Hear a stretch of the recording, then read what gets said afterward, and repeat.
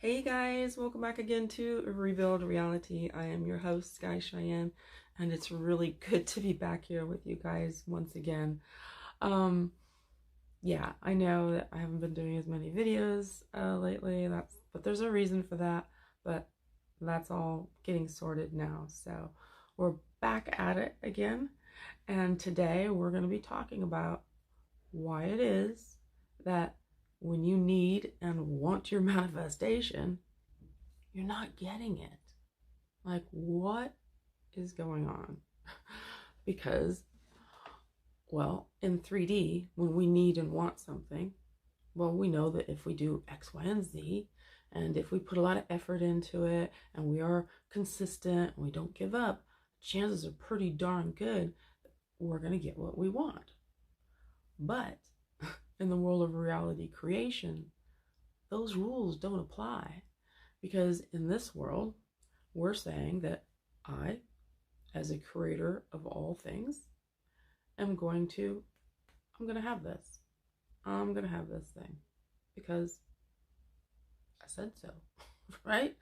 But when we are coming from a place where we're feeling like we need it, we want it, so we're going to make sure and we're going to really put in all this effort. We're going to apply 3D rules of effort and force and constant persistence. But what does that do? Well, you, as the creator of all things, that is all things, are saying when you need or you want something, especially when you feel like you can't live without it, you're saying at the same time, it doesn't exist. Otherwise, why do you need it? Why do you want it? Why isn't it more casual? Why are you like, up in the middle of the night doing affirmations or writing scripts and, scripting and all of this stuff? Why are you pushing so hard? Why are you insisting? Why are you demanding? Like, oh, well, so you're not the creator of all things then. But at the same time, as the creator of all things, when you say something isn't here, by golly, it's not gonna be here. So people don't kind of get where it's that double thing. So on one hand, they're saying, I want this. They're telling all of creation all that they are, bring this thing forth. And then at the same time, they're saying constantly, it's not here, it's not here. I need to keep trying. I need to keep putting effort into it. I need to keep demanding. I need to keep persisting and all this stuff. It's like, but you're saying, why would you do those things? If it was here, why would you do that? You wouldn't do that. So as the creator of all things, we're constantly deleting it by doing that, by saying, okay, I'm going to have this thing, and then going, it's not here, it's not here, I need to do more stuff. It's not here, I'm getting upset because it's here, I'm getting depressed and angry because it's not here. It's like, well, you as a creator, which is how this all works all the time anyway, by saying something's not here, by being upset that you don't have it, is you deleting it. You asked for it and then you canceled the order. So that's why this keeps happening for people. So how do we stop doing that? Well, it'd be great if we could just be casual about things, because casualness works fantastic when it comes to creating your reality. So if you could just be like, wow, wouldn't it be cool? Wouldn't it be fun if I had this thing? And just kind of daydreaming about it. And then that's it. And just completely forget about it and go on with your life.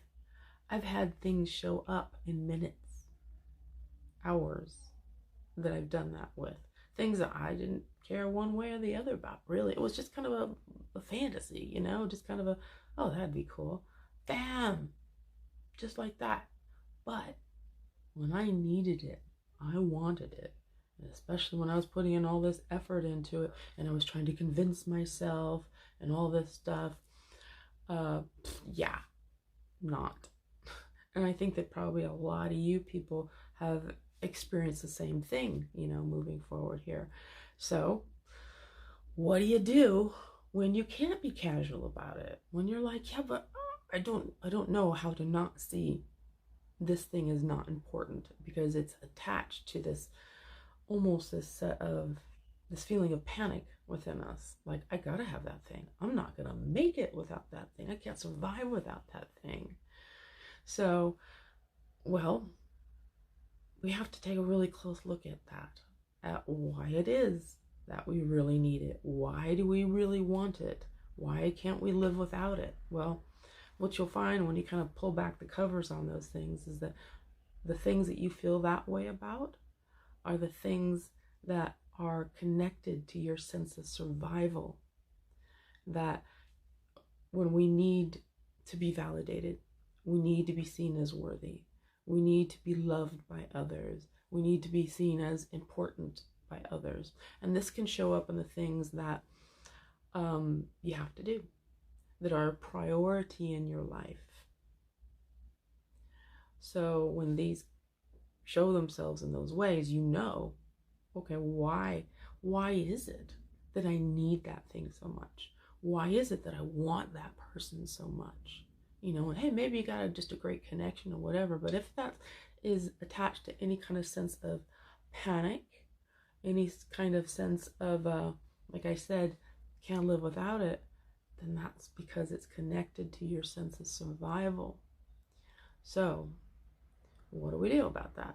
Well, when we realize that we want things and need them all the time because we think that they're going to make us feel better, that then I will feel loved, then I will feel safe, then I will feel protected, then I will feel valued and worthy, and then I can finally open that door and be free and be the real me again and be happy again. Well, the thing is with that is that maybe that happens for a little bit, but you will notice throughout your life that then you need something else, and then you need something else, whether it's another person, another possession, or whatever it is, because those things don't last. Those things never last because they weren't meant to, because that is putting the power outside of you.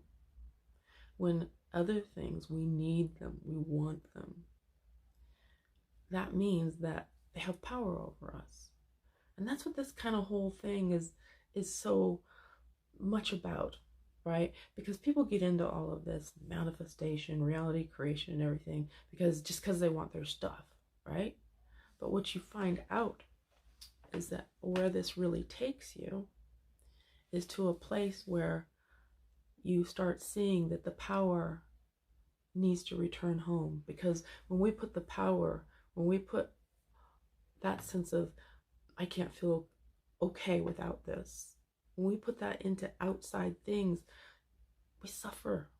We suffer, and that is life's suffering. That is the pain and suffering in life, is that. But the strange thing is, when you put the power back in yourself, then instead of you wanting and needing everything else wants and needs you. Now the mind is like, no, it doesn't work that way. It works the other way. Does it? Does it? How's it going? How is that working out for you? How long have you been doing it that way? Well, I think most people will agree that it doesn't work that way. Yeah, I have been following those instructions, and yeah, you're right, that hasn't been working, and I still don't feel really whole and complete. I still don't feel truly loved for who I am. I still don't feel, really, truly safe and protected in this world. That's because things have to turn around, because this world is the backwards mirror, right? That's why the power has to come home, back to you. And when it does, everything changes. Because at the end of the day, you can't have the power outside of you and inside of you at the same time. It has to be one or the other. Either you're giving your power away and it is in all the things outside of you that you are trying to obtain, or the power is within you. You take it back again. And what that looks like is that not that you are just all about you and you're narcissistic about it or something. It's when you know that you're going to be okay no matter what happens. Things can come and go, and it's all right. And the things that align with you, the things that come up that you want,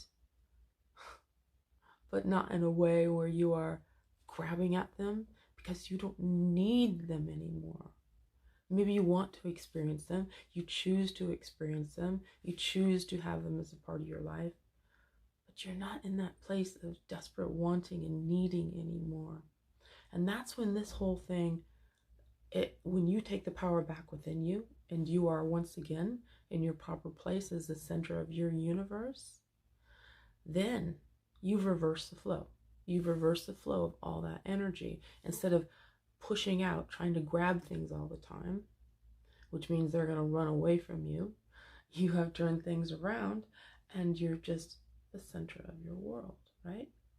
And that's when you reverse the flow, and then everything comes back to you because you don't need it. You don't have to have it. And that is a very powerful force. That is a very, very powerful force when you reverse the flow and make yourself important, because nothing can be bigger than you. You need to be the most important thing in your life. And like I said, not in a narcissistic way, but just in a way where you're in balance. You're not throwing yourself out of balance all the time, mentally and emotionally and physically as well, by your desperate needing and wanting things outside of you, which the mind says is going to work. And you've got to admit, it feels terrible, doesn't it? So the other way is the way that works, so look at those things that you feel that you really want, that you really need, that you're constantly like, I'm going to do, 5 billion affirmations, for the next week. That's all I'm going to do. Or I'm going to just, be scripting on this thing constantly. When we're doing these techniques, over and over and over again, that is really, now I'm not saying that those can't work, but they work in a way where it's a total hit and miss, and you will notice that usually, most of the time, they don't work. They're not a consistent thing for everybody.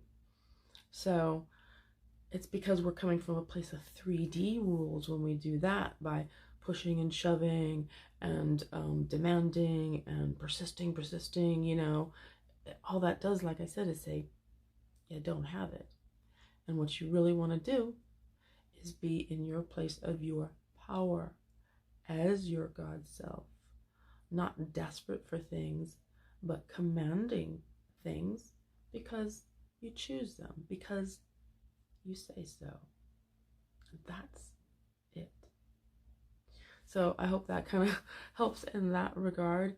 And it's great to be back here with you guys once again. There's just so much going on. I have so much to talk to you guys about, and I'm really just so excited about it because we're going to be going next level.